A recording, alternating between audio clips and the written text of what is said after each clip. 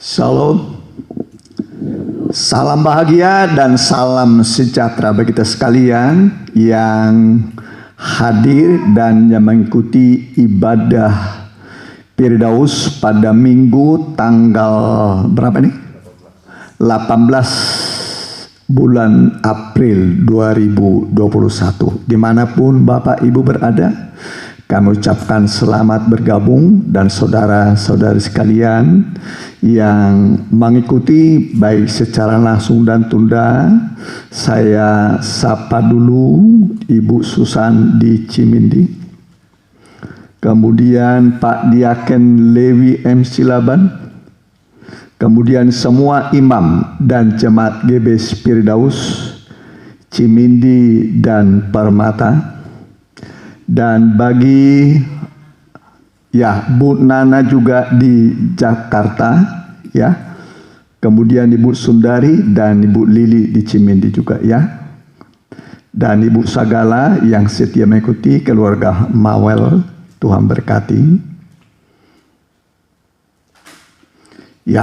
Sekali lagi juga keluarga kami, yaitu Daniel White dengan Ibu Laura di Australia yang juga mengikuti ibadah ini. Mari kita akan masuk dalam pemberitaan firman Tuhan, ibadah, dan juga Mama Angel di Padalarang. Kita mulai, kita bangkit berdiri, kita nyanyikan El Shaddai.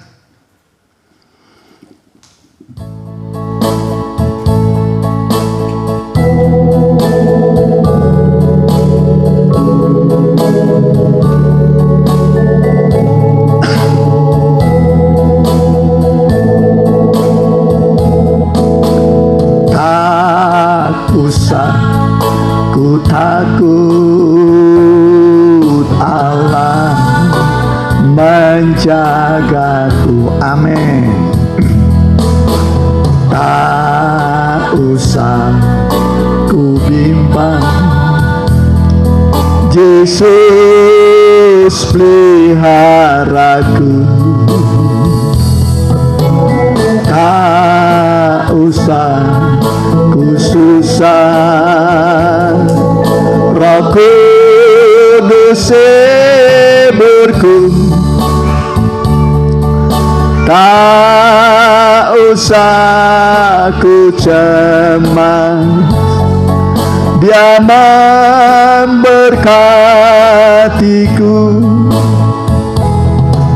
El Shaddai, El Shaddai, Allah Maha Kuasa. Dia besar, Dia besar. El Shaddai mulia, amin. El Shaddai, El Shaddai, Allah Maha Kuasa. Berkat-Nya berlimpah, berkat-Nya berlimpah, berkat-Nya berlimpah. El Shaddai, El Shaddai, El Shaddai. Mari kita tundukkan kepala, kita mau berdoa. Tiba waktunya kami Tuhan menyerahkan ibadah kami yang kecil ini dalam tangan-Mu. Engkau sebagai imam besar kami yang turut merasakan kelemahan-kelemahan kami. Bahkan Engkau adalah tabib yang ajaib yang akan menyembuhkan, bahkan telah menyembuhkan segala sakit, penyakit kami. Terima kasih Tuhan, karena Engkau sangat baik bagi kami. Kami serahkan ibadah ini dalam urapan dan pimpinan dari Roh-Mu. Dan yang mengikuti ibadah ini secara online baik langsung dan tunda, jangkau mereka Tuhan. Jangkau mereka dan berkati urapi mereka. Tuhan tolong mereka semua di tengah pandemi ini. Tuhan lindungi, Tuhan jagai. Tuhan berkati kami semua, baik rohani dan jasmani kami, diberkati oleh Tuhan. Dalam nama Tuhan Yesus. Amin. Mari kita angkat puji-pujian yang tak asing lagi. Bilurnya.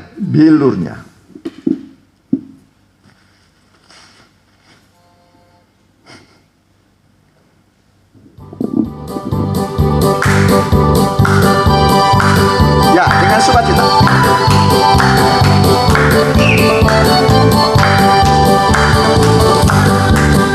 Bilurnya sungguh hebat. Bilurnya membawa kesembuhan.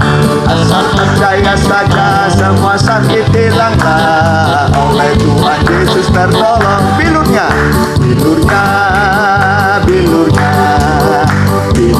sungguh hebat. Bilurnya membawa kesembuhan. Asal percaya saja semua sakit hilanglah. Oleh Tuhan Yesus tertolong. Amin. Memang luka atau bilur-bilur Tuhan ketika tersalib di atas kayu salib 2000 tahun lalu adalah obat yang paling mujarab untuk semua penyakit kita. Amin. Cukup percaya, Dia akan mengerjakan mukjizat kesembuhan bagi kita semua. Itu berarti manusia bisa sakit. Bahkan Alkitab mengatakan Tuhan Yesus pun Dia sudah terbiasa menderita kesakitan. Jadi Dia turut merasakan penderitaan kita karena Dia pun pernah mengalami sakit, ya, terutama waktu di kayu salib. Oleh bilur-bilurnya kita disembuhkan. Kita ganti nyanyian kita, bila takut membayang. Bila takut membayang.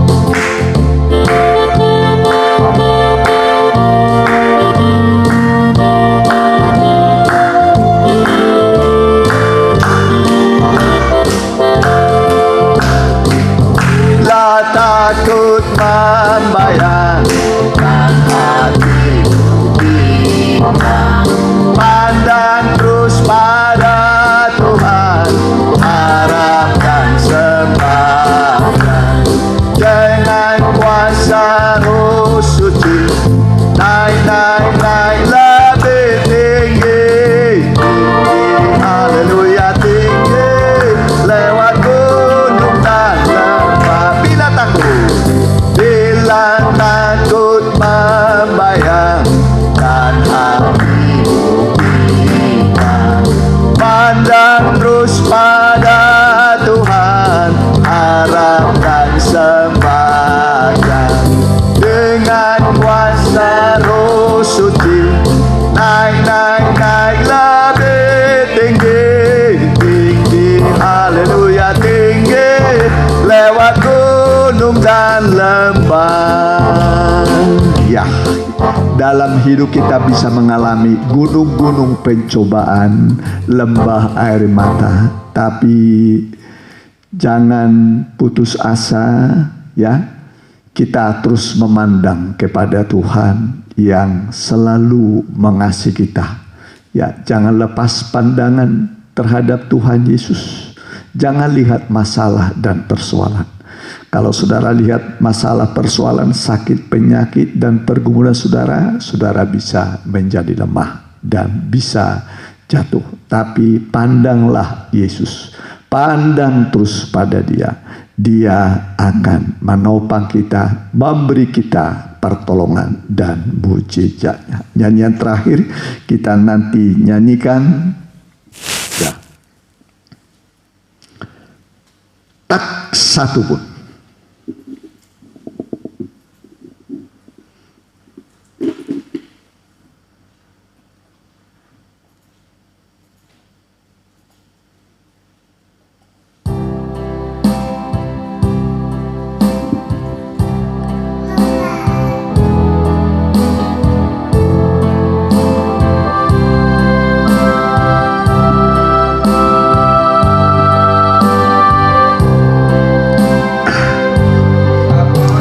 yang dapat memisahkanku dari kasih-Mu, Tuhan, sahabatku. Kelemahan ketelah jangankan, tak satupun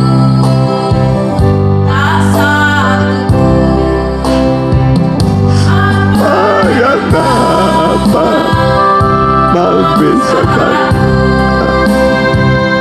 dari kasih-Mu, Tuhan, sahabatku. Aniayakan penderitaan, tak satupun, tak satupun. Tiada satu pun seperti Kau, Yesus. Kau sahabat yang sejati. Dalam bahaya Kau menggendongku. Engkau Yesus, sahabat dari awal ke bawah. Apa yang dapat memisahkanku, amin, dari kasih-Mu, Tuhan, sahabatku. Sakit, penyakit, pencobaan, tak satupun, tak satupun. Apa yang dapat memisahkanku dari kasih-Mu, Tuhan, sahabatku. Aniayakan penderitaan, tak satupun, tak satupun. Tiada satu pun seperti Kau, Yesus. Kau sahabat yang sejati, amin. Dalam bahaya Kau menggendongku. Engkau Yesus, dalam bahaya. Dalam bahaya Kau menggendong. Engkau Yesus, Engkau Yesus, Engkau Yesus, sahabatku. Kita berdoa.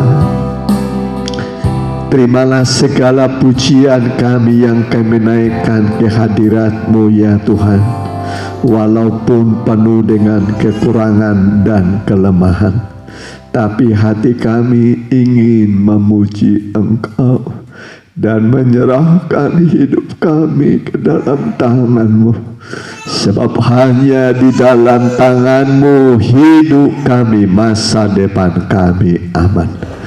Dan kami yakin ketika kami menyerahkan seluruh kehidupan kami, tubuh, jiwa, roh kami, masa depan kami, maka Engkau akan mengambil alih semua, Tuhan. Dan Engkaulah yang mengatur segalanya, sehingga kami melihat Tuhan ajaib menolong kami, Tuhan ajaib memberi mujizat kepada kami. Terutama di tengah pandemi ini, tetap Tuhan menyertai kami, menguatkan kami, menyembuhkan kami, memberkati kami.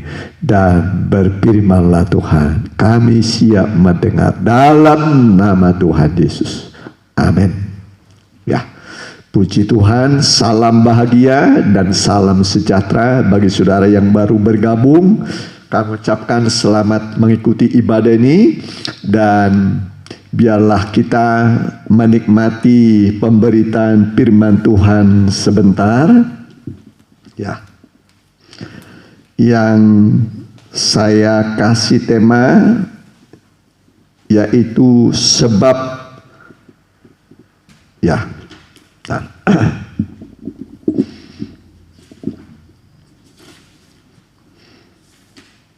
Haleluya. Ya. Sebab engkau telah meluputkan aku daripada maut. Ya, temanya adalah sebab engkau telah meluputkan aku daripada maut. Ya, mulai dari Mazmur 56 ayat 14. Ya.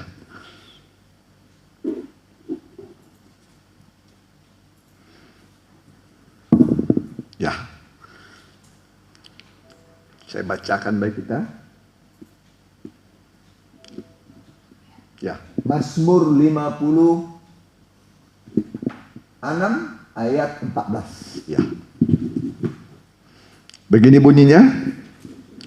Sebab engkau telah meluputkan aku daripada maut, bahkan menjaga kakiku sehingga tidak tersandung, maka aku boleh berjalan di hadapan Allah dalam cahaya kehidupan. Saya ulangi lagi. Ini perkataan Raja Daud, ya. Sebab engkau telah meluputkan aku daripada maut, bahkan menjaga kakiku sehingga tidak tersandung, maka aku boleh berjalan di hadapan Allah dalam cahaya kehidupan. Ya, ini ayat firman Tuhan yang sangat indah. Ini pengalaman seorang anak Tuhan, seorang umat Tuhan, seorang pemimpin juga, seorang raja, ya, yang bernama Daud. Dia berkata, ya, sebab engkau telah meluputkan aku daripada maut. Ingatlah saudaraku, jarak manusia dengan maut hanya satu langkah. Ya, hanya satu langkah. Itu pengakuan Raja Daud. Ya, sungguh jarak manusia dengan maut itu hanya satu langkah. Satu langkah itu berarti di sekitar kita. Ya, langkah manusia mungkin sekitar 30-40 senti. Ya, disitulah maut itu tidak jauh dari kita. Ya, tetapi Tuhan akan melindungi, meluputkan kita daripada maut, ya, sehingga kita pun tidak diizinkan sampai tersandung. Ya, tersandung itu jatuh biasanya. Ya, jatuh tidak diizinkan. Kalau kita sudah sempat tersandung jatuh, ya, tangan Tuhan siap memberikan kepada kita uluran tangannya, siap menolong kita supaya kita bangkit kembali, tegak kembali, ya, tegak kembali sehingga kita bisa kembali berjalan dalam cahaya, ya, kehidupan yang dari Allah. Jadi Tuhan itu menjaga kaki kita sehingga tidak tersandung. Ya, kalaupun sudah sempat tersandung jatuh, Tuhan akan mengangkat kita kembali. Ya, Daud juga pernah jatuh, ya, jatuh dalam dosa yang besar, ya, tapi Tuhan mengampuni dia, mengasihi dia, memulihkan kembali pekerjaan usahanya, keluarganya. Ya, jadi maka aku boleh berjalan di hadapan Allah dalam cahaya kehidupan. Hidup itu terang. Ya, hidup itu adalah terang. Maut itu kegelapan. Ya, jadi dialah yang membuat terangnya bercahaya dalam hati kita. Ya, sampai hati kita bercahaya. Hidup dalam terang. hati kita, di dalam hati kita ada kehidupan, ada cahaya kehidupan. Sehingga kita tidak perlu takut ya di tengah pandemi ini, karena kehidupan yang Tuhan beri kepada kita, terang yang Tuhan beri kepada kita adalah terang yang bisa mengalahkan kegelapan. Dalam Yohanes dikatakan pasal 1, kegelapan tidak menguasainya. Kegelapan tidak menguasai terang itu. Jadi kegelapan itu bisa rasa takut, bisa maut ya, tapi itu tidak bisa menguasai kehidupan kita. Ya, tidak diizinkan Tuhan menguasai. Tapi yang berkuasa atas hidup kita adalah Allah sendiri sebagai terang, Tuhan Yesus sendiri sebagai terang. Dia berkata, akulah terang dunia. Siapa percaya kepadanya tidak berjalan dalam kegelapan, tapi dia berjalan dalam terang hidup. Ya, kita yang sudah percaya kepada Yesus, kita berjalan dalam terang hidup. Sampai nanti ke kota terang, kota tanpa malam. Ya, di dunia ini malam ada 24 jam itu dibagi 2, 12 jam siang, 12 jam malam. Ya, itu silih berganti. Tapi kalau nanti di sorga tidak ada malam, tidak ada kegelapan, tidak ada penyakit, tidak ada masalah di sana. Sama sekali tidak ada masalah, tidak ada kegelapan. Itulah kota yang kita rindukan. Tuhan izinkan kita terkadang mengalami sakit, pencobaan, supaya kita sadar betapa panahnya kita hidup di dunia, betapa ngerinya kita hidup di dunia. Kalau bukan karena Tuhan, kita memang tidak ada kemampuan, tidak ada kekuatan ya. Tapi Tuhan selalu menopang kita, selalu menguatkan kita, sehingga kita merasakan tuntunan tangan Tuhan. Alkitab mengatakan, induk domba dituntunnya dengan hati-hati. Anak domba di pangkunya, induk domba dituntun dengan hati-hati. Ya, jadi yang belum dewasa dia sedang menggendong saudara, memangku saudara. Amin. Nah, dia memangku kita. Yang sudah dewasa itu dituntun dengan hati-hati. Ya, melewati jurang, melewati bukit, melewati jalan yang berliku-liku, baik di siang dan malam, ya, ingatlah tangan Tuhan tidak pernah melepaskan saudara. Ya, tangan Tuhan selalu memegang kita.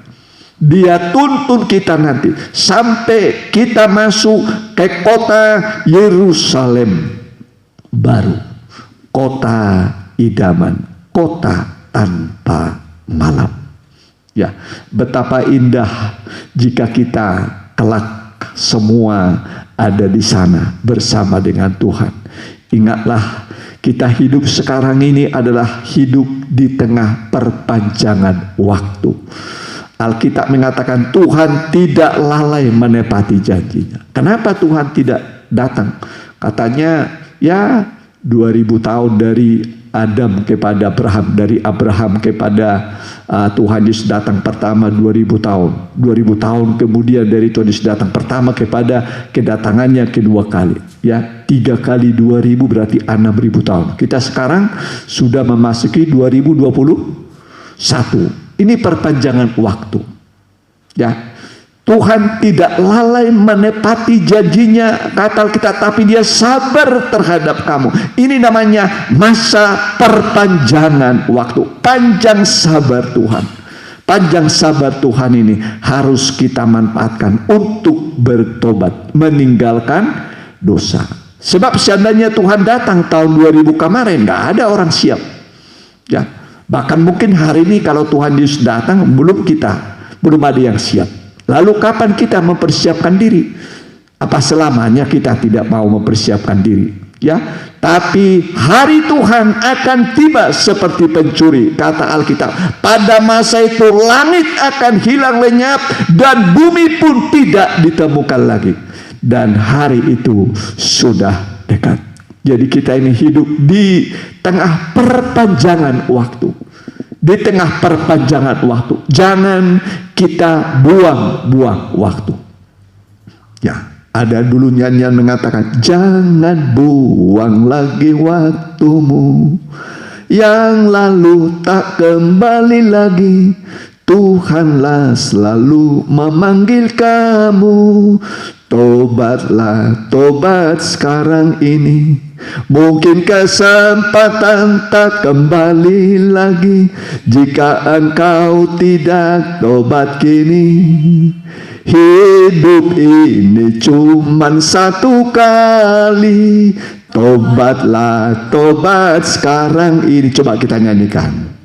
Jangan buang lagi waktumu yang lalu tak kembali lagi.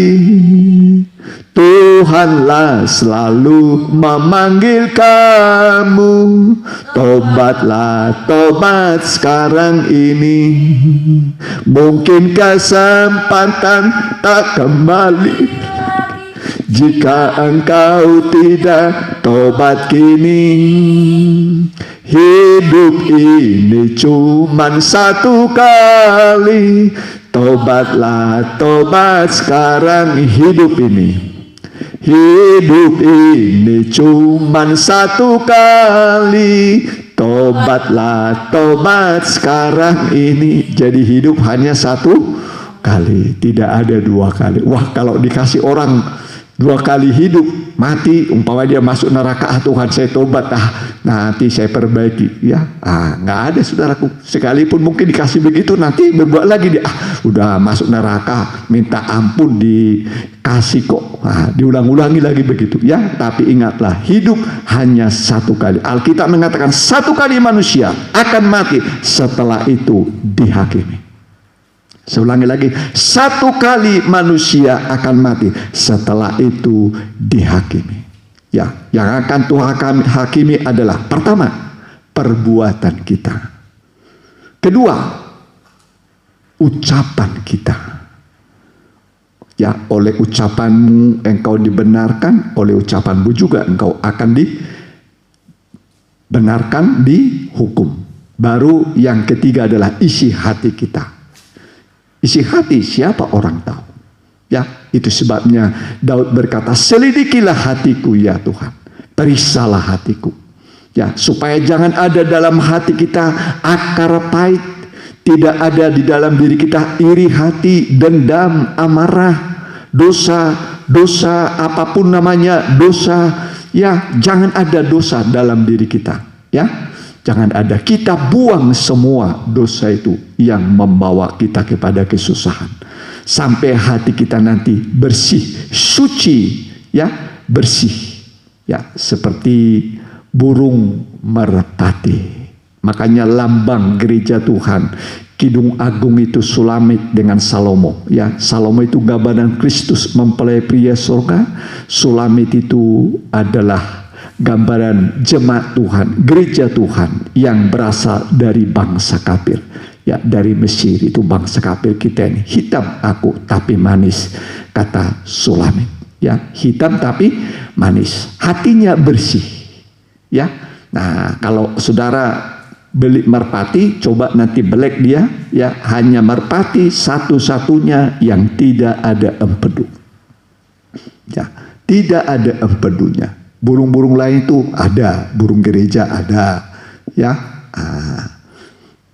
dan ayam juga punya. Tapi kalau merpati itu tidak ada empedu, artinya tidak ada kepahitan di dalam hatinya.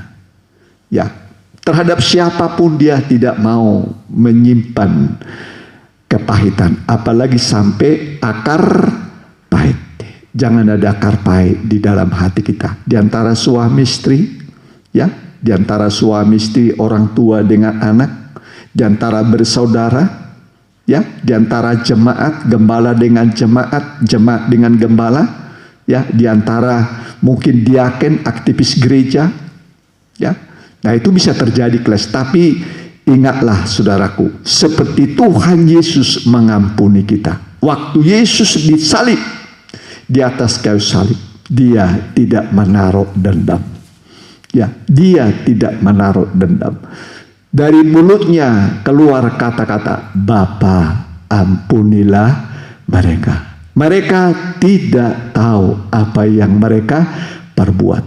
Melihat sikap daripada Tuhan Yesus pada waktu dia disalib, maka pemimpin penghulu laskar itu memukul dirinya, menyesal. Ada penyesalan bahwa dia sudah menyalibkan Tuhan yang tidak berdosa, dan dia tidak dendam sedikit pun. Tidak ada dendam atau tidak ada kepahitan kepada siapapun. Ya, begitulah gambaran gereja Tuhan. Ya, merpati idam-idamannya Tuhan, itulah jemaat. Ya, kalau saudara mau jadi merpatinya Tuhan, mempelainya Tuhan, idam-idamannya, buanglah segala kepahitan. Amin. Buanglah segala kepahitan. Dengan cara bagaimana? Ampuni dia. Ampuni dia. Sebab dia tidak tahu apa yang dia perbuat. Ya, kita mengampuni. Ya, mengampuni itu lebih mulia daripada kita menyimpan kesalahan orang lain.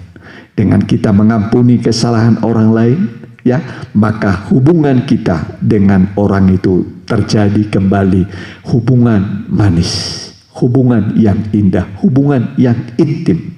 Ya, baik diantara bersaudara, baik diantara jemaat Tuhan, semua kita aktivis pelayan-pelayan Tuhan.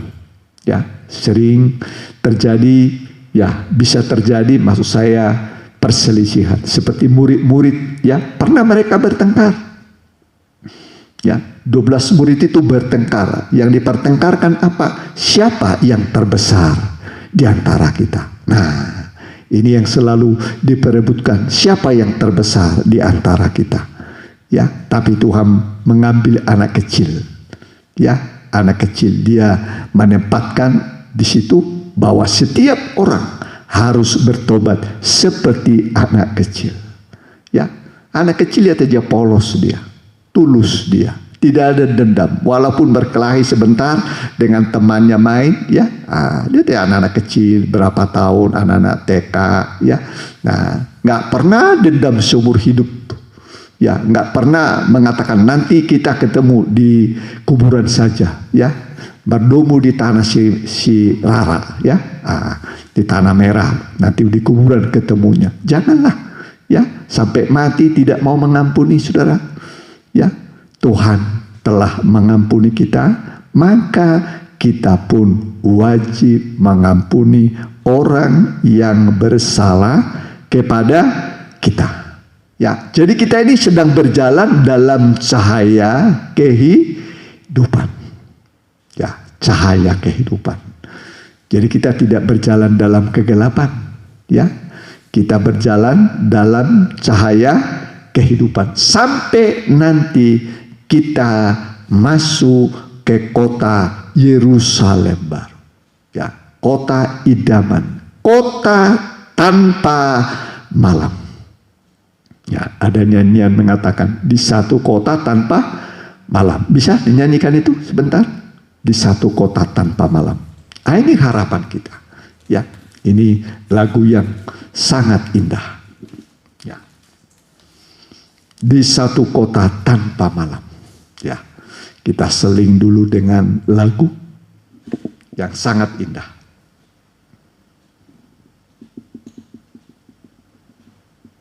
Harapan kita.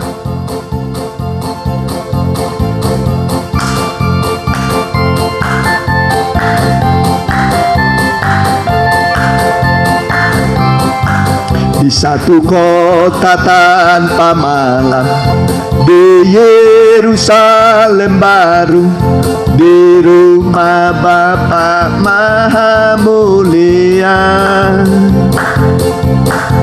Aku rindu ke sana bersama Tuhanku, Aku rindu ke sana bersama Dia.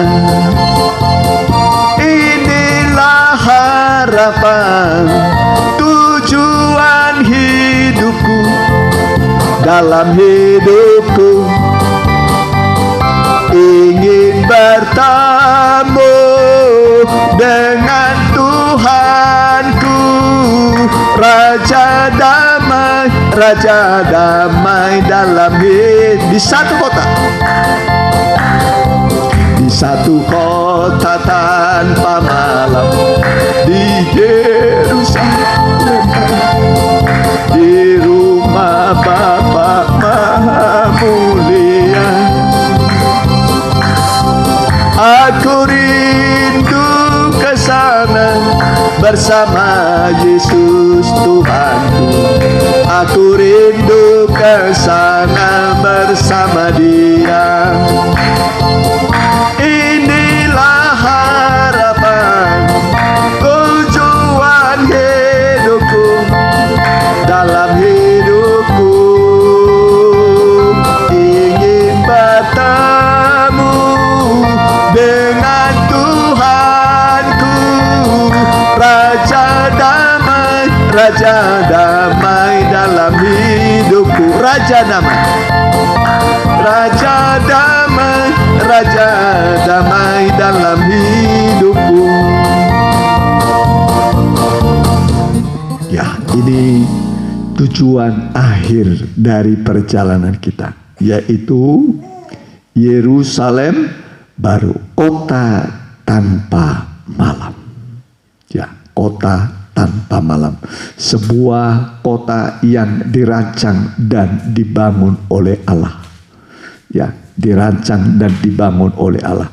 Itu sebabnya Abraham, dia tinggalkan ayahnya, dia tinggalkan saudara-saudaranya, dia pergi ke satu negeri yang ya secara manusia dia tidak tahu, dia melambai-lambai saja, kata Alkitab. Ya, ternyata di dunia ini pun dia bersama Abraham, Ishak, Yakub adalah sebagai pengembara di dunia ini. Ya, dia berkata, Alkitab mengatakan, kita sedang mencari kota yang direncanakan dan dibangun oleh Allah. Ya, itulah kota Yerusalem baru. Kota Yerusalem baru. Sebelum Tuhan Yesus naik ke surga, dia berkata, aku pergi ke sana untuk menyediakan rumah bagimu. Ya, aku pergi untuk menyediakan tempat atau rumah bagimu. Ya, nanti kalau sudah semua kita siap, rumah siap, ya, sama seperti seorang mempelai laki-laki, ya. Kalau dia menikah biasanya disiapkan dulu tempat tinggal, ya, disiapkan dulu tempat tinggal atau rumah. Ya. Kalau sekarang itu mungkin ya zaman susah, ya, minimal ya ngontrak lah. Ya, rumah-rumah ngontrak. Tapi karena cinta namanya, walaupun rumah ngontrak, ya hanya bilik mungkin tempatnya, tapi karena ada sukacita, ada damai, rasanya seperti di sorga saja itu. Amin. Nah, daripada rumah seperti istana tapi tidak ada damai, tidak ada sukacita, tidak ada kebenaran, ya ingatlah kerajaan Allah itu bukan terdiri dari makanan minuman yang enak. Ya, bukan. Kerajaan Allah bukan soal makanan, minuman, pakaian, tapi soal kebenaran, sukacita, damai, sejahtera. Jadi ada kebenaran, ada sukacita, ada damai, sejahtera. Ini yang kita harapkan di tengah dunia ini. Ya, di tengah pandemi ini ada sukacita, di tengah pandemi ini ada hidup dalam kebenaran, ada damai, ada sukacita, ada kebenaran, ada damai. Rasanya belum di sorga, tapi sudah seperti di sorga. Apalagi nanti kita sudah sampai di sorga, ya, yang pintu gerbangnya mutiara, jalan-jalannya emas. Ya, di situ dikatakan ada sungai Ya, ada sungai. Kemudian di kiri kanan sungai itu ada pohon-pohon kehidupan. Ya, pohon-pohon kehidupan. Seperti pohon kehidupan waktu Adam dan Hawa di Taman Eden. Cuman Adam dan Hawa disuruh makan buah pohon kehidupan, dia makan adalah pohon yang terlarang. Ya, pohon yang terlarang. Akibatnya dosa masuk. Baru sekali berbuat dosa, tapi akibatnya kita keturunannya ya semua menderita. Bahkan Alkitab mengatakan Taman Eden berubah menjadi padang gurun. Taman Eden itu diperkirakan di Irak sana. Nah, di Irak. Mana buktinya? Ya, karena di Taman Eden dulu ada 4 sungai: Pison, Gihon, Tigris, Efrat. Ya, ada Pison, Gihon, Tigris, dan Efrat. Dan 2 sungai masih ada, Tigris dan Efrat. Ya, itu daerah Irak sana. Ya, disitulah dulu Taman Eden. Ya, disitulah dulu Taman Eden yang indah. Disitulah nenek moyang kita Adam dan Hawa tinggal, penuh dengan kebahagiaan. Tapi tidak lama kemudian Taman Eden berubah menjadi padang gurun. Berubah menjadi padang gurun. Nah, ini akibat dosa. Tapi ingat, Tuhan bisa mengubah padang gurun menjadi Taman Eden. Saya ulangi lagi, Tuhan bisa mengubah padang gurun menjadi Taman Eden. Kalau hidupmu seperti padang gurun yang gersang kering, panas situasinya, panas, tidak ada damai, ketenangan, ketentraman. Ya, Taman Eden yang sejuk, Taman Eden yang penuh dengan sukacita, damai. Ya, ada sungai kehidupan. Ya, ada pohon kehidupan. Nah, itulah yang Tuhan mau berikan pada saudara. Ya, Tuhan akan mengubah hidupmu yang bagaikan padang gurun yang gersang kering menjadi Taman Eden, Taman Allah yang indah. Ya, Taman Allah yang indah. Ingatlah, Tuhan mengasihi kita semua, terutama kita ini bangsa kafir di luar Israel. Tuhan sekarang melawat bangsa kafir. 7 sidang jemaat di Asia Kecil yang menerima kitab Wahyu itu adalah semua di luar Israel. Bukan di Israel. Israel sampai sekarang belum menerima Injil. Ya. Nah, waktu Paulus memberitakan Injil kepada orang-orang Yahudi, orang-orang Israel, dia dimusuhi. Maka Paulus berkata, mulai sekarang aku akan pergi kepada bangsa-bangsa lain. Ya, itulah kita ini. Jadi Injil sekarang sedang diberitakan di tengah-tengah bangsa-bangsa di luar Israel. Ya, di luar Israel. Termasuk kita Indonesia, orang Asia, orang Eropa, orang Afrika, orang Australia. Ya, mau di kutub utara, di kutub selatan manusia ini ada. Ya, itu orang-orang di luar Israel. Tuhan sekarang sedang melawat bangsa kafir di luar Israel. Ya, dia melawat saudara sekarang lewat firman Tuhan ini. Ya, dia melawat saudara. Apapun keadaanmu, Tuhan melawat saudara. Ya, ingat, saya teringat pada seorang Gerasa yang dirasuk oleh legion. Ya, dirasuk oleh legion. Ini bangsa kafir. Legion itu 2000 setan mengikat dia, sehingga dia tinggal terus di kuburan sambil memukul dirinya dengan batu, menyiksa dirinya. Saudara bisa bayangkan menderitanya orang muda, orang Gerasa ini. Tapi Tuhan datang melawat dia.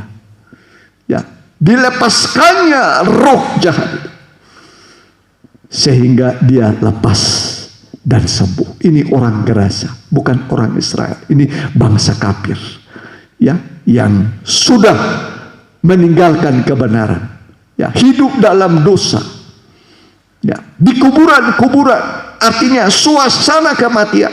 Hidupnya dalam suasana kematian, Memukul dirinya artinya, ya kalau dalam pengajaran yang saya terima, ya waktu saya sekolah Alkitab dulu tahun 83 di Lempinel, Surabaya, ya tahun 83, ya bulan-bulan 3 lah waktu itu, ya tahun 83 saya di Lembaga Pendidikan Alkitab Kristus Ajaib, ya waktu itu guru saya Pendeta Injono, ya Pendeta Injono, Pak Pendeta Sadrak, ya masih banyak lagi hamba-hamba Tuhan lain, ya Pendeta Pong Dongalemba, ya. Nah, jadi kita bisa melihat bagaimana pekerjaan Allah yang luar biasa, ya luar biasa pekerjaan Tuhan. Saya yakin juga karena kita hidup pada zaman akhir, ya pekerjaan Roh Kudus itu akan dilipat gandakan. Ya, ingatlah Elia memberikan rohnya 2 kali lipat kepada muridnya Elisa. Ya, mintalah sebelum aku berangkat ke surga. Nah, apa yang diminta oleh Elisa? Berikanlah aku 2 bagian dari rohmu. 2 bagian, double. Ini gambaran gereja zaman akhir.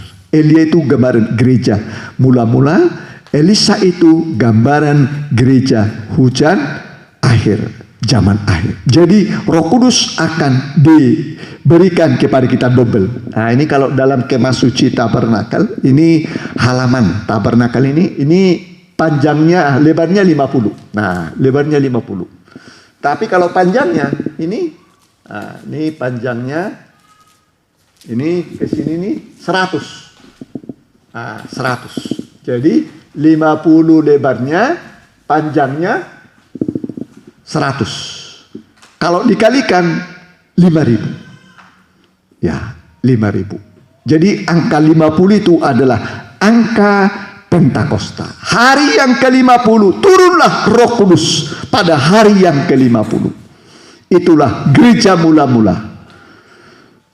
Kita ini hidup pada zaman akhir. Ya, zaman akhir. Kitalah mewarisi, ya, pekerjaan firman Tuhan, pekerjaan Roh Kudus double. Tuhan berikan kepada kita double Roh Kudus, kuasa Roh Kudus.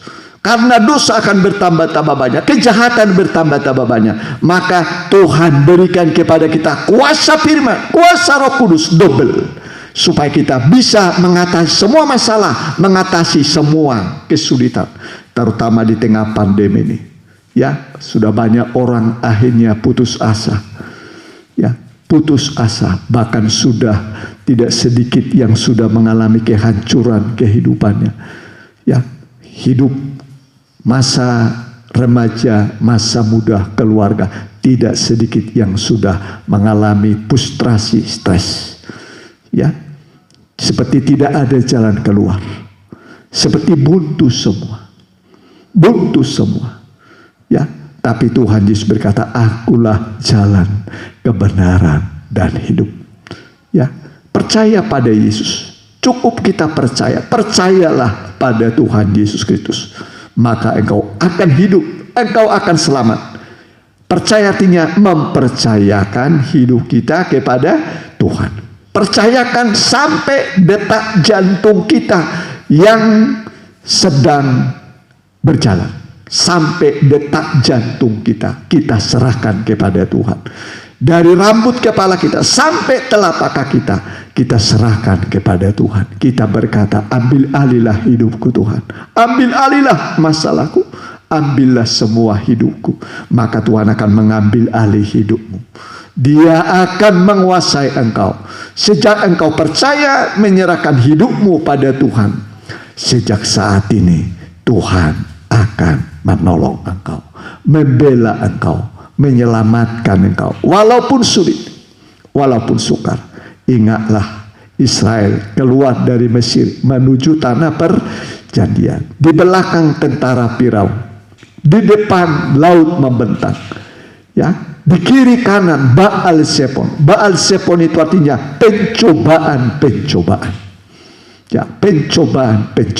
Itulah perjalanan kita umat Tuhan. Ya, terkadang kita seperti terjepit. Kita tidak tahu jalan mana yang harus kita tempuh. Tapi ketika kita mau berserah kepada Tuhan, mengangkat tangan, pasrah kepada Tuhan. Ketika kita mengangkat tangan kita, Tuhan akan mengulurkan tangannya kepada kita. Dia akan membuka jalan. Maka datanglah angin timur. Angin timur bertiup. Dibelahnya laut itu. Dibelahnya laut itu. Sehingga laut itu kiri kanan menjadi tembok. Bayangkan air laut bisa menjadi tembok.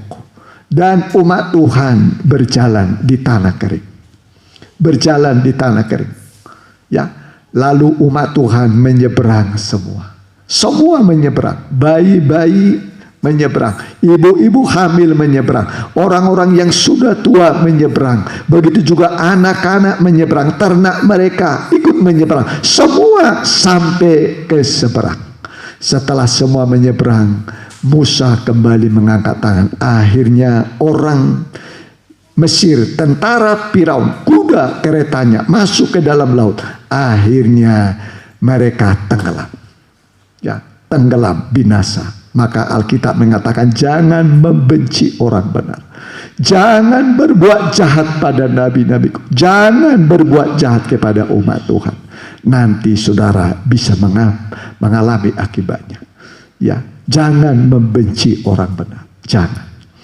Ya, jauhkan kebencian dari hati saudara. Ya, jauhkan kebencian. Ajaran kita, ya, ajaran Indonesia itu paling bagus. Pertama, ketuhanan yang Maha Esa, percaya kepada Tuhan. Kedua itu peri kemanusiaan. Ada peri kemanusiaan, ada peri itu kasih sayang, kasih kepada Allah, kasih kepada sesama. Kasih kepada Allah itu vertikal, kasih kepada sesama horizontal. Ya, jadi ada salib. Ya, salib itu adalah pengorbanan. Kasih kepada Allah, kasih kepada sesama. Itulah salib. Ya, Tuhan Yesus sudah mati di atas kayu salib demi mengasihi kita. Ya, dan di atas kayu salib salah satu dari seruan Tuhan Yesus. Ya, ada banyak seruan Tuhan di atas kayu salib. Ya, kalau saya nggak salah ada 6 atau ya sekitar 6 ya, 7 ya, 7 seruan Tuhan. Ya, di atas kayu salib. Ya, salah satunya adalah Bapa, ampunilah mereka. Inilah ibumu.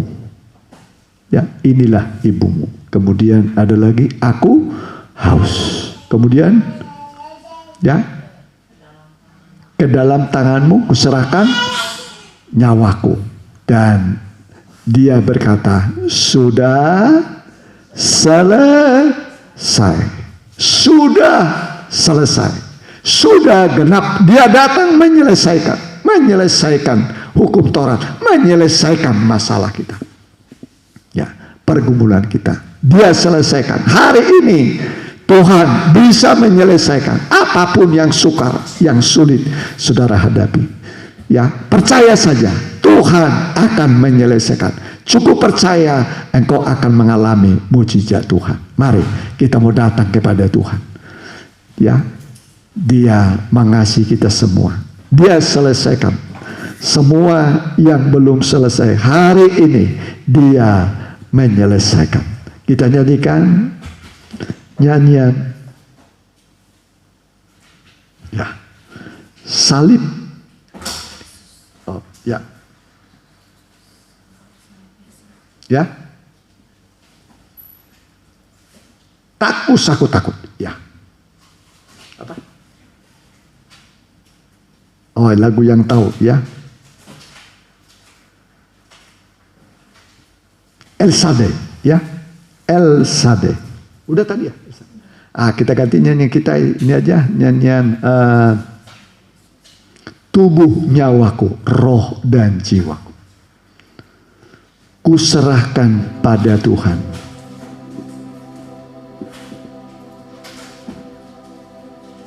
Ya, dimanapun saudara mengikuti, mari kita mau menyerahkan tubuh, nyawa kita, roh dan jiwa kita. Dia bersedia menerima, Dia bersedia menolong, Dia sanggup menghapus air mata kita.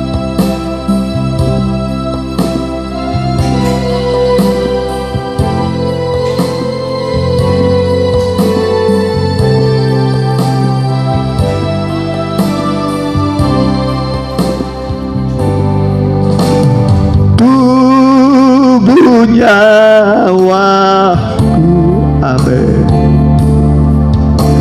Roh dan jiwaku, amin. Ku serahkan pada Tuhan, sambut hamba-Mu. Tubuh nyawaku, tubuh nyawaku, roh dan jiwaku, ku serahkan pada Tuhan, sambut hamba. Senandung, senandung.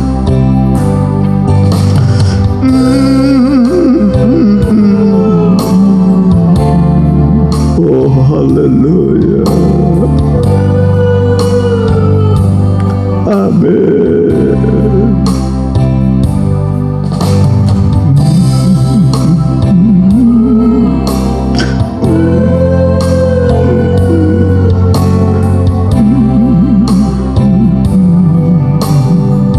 Tubuh nyawaku, tubuh nyawaku. Mari yang mau didoakan, angkat tangan kananmu, tangan kirimu taruh pada dadamu. Dimanapun engkau berada, jika tidak memungkinkan, cukup engkau yakinkan, cukup engkau percaya. Haleluya. Kami mengangkat hati kami, kami mengangkat jiwa kami padamu. Kami bersyukur kepada buah firman yang kau beri kepada kami, yang sanggup menghapus air mata kami, membukakan jalan bagi kami, menyembuhkan kami Tuhan, memberikan petunjuk kepada kami, bahkan memberikan kepada kami damai sejahtera, sukacita surgawi. Tuhan, turunkan pada setiap anak-anak-Mu yang mengikuti ibadah ini, baik langsung dan tunda. Hamba berdoa dalam nama Tuhan Yesus, turunlah berkat Tuhan padamu, damai sejahtera Allah. Turunlah berkat pada pekerjaanmu, pada usahamu. Bagi engkau yang belum mendapatkan usaha pekerjaan, Tuhan tolong mereka, Tuhan lawat mereka, bukakan jalan bagi usaha mereka, pekerjaan mereka Tuhan, supaya mereka melihat Tuhan baik, Tuhan peduli kepada kami. Tuhan berkati anak-anak-Mu semua, berkati pekerjaan mereka, berkati usaha mereka. Semua mereka yang sudah melakukan kewajibannya, baik mengembalikan miliknya Tuhan, bukakan tingkap-tingkap langit bagi mereka sesuai dengan janji-Mu, supaya kami melihat lumbung-lumbung kami dan pekerjaan kami diberkati oleh Tuhan. Tuhan memberkati engkau dimanapun engkau berada. Terima kasih Tuhan. Berkati juga Pak RT kami, Pak RW kami, Pak Lurah, Pak Camat, juga Bapak Wali Kota Bandung, Bapak Bupati Bandung dengan wakilnya, Gubernur Jawa Barat Pak Ridwan Kamil dengan Pak U, Bapak Presiden Joko Widodo dengan Pak Maruf Amin, seluruh menteri, seluruh anggota MPR DPR, berkati semua Tuhan. TNI Polri berkati sebagai alat negara untuk menciptakan keamanan. Semua program pemerintah di tengah pandemi ini, Tuhan campur tangan supaya bangsa bangsa ini jangan terpuruk, tapi bisa bangkit kembali dengan pertolongan Tuhan. Terima kasih. Dan sekarang saudaraku, terimalah berkat dari Allah Bapa, Anak dan Roh Kudus dalam nama Tuhan Yesus Kristus. Amin. Sekian.